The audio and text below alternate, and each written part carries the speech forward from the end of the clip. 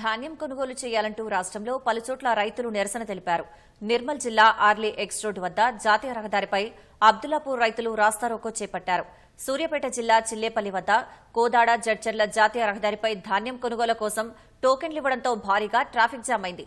సంగారెడ్డి జిల్లా ఇస్మాయిల్ ఖాన్ పేటలో ధాన్యం కొనుగోలు కేంద్రాన్ని కలెక్టర్ క్రాంతి పరిశీలించారు.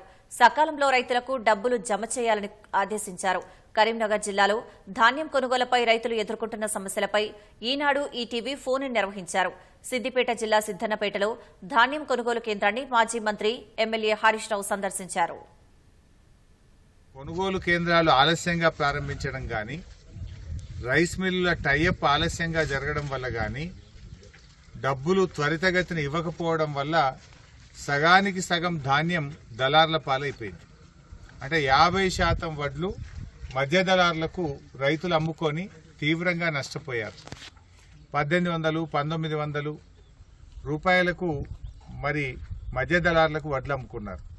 2320 మద్దతు ధర ఉంటే 1900కే వడ్లు అమ్ముకుంటే క్వింటాల్ మీద 400 రూపాయలు రైతులకు నష్టం జరిగింది. ఒకవైపేమో 500 బోనస్ ఇస్తున్నా అంటాడు ఈయన.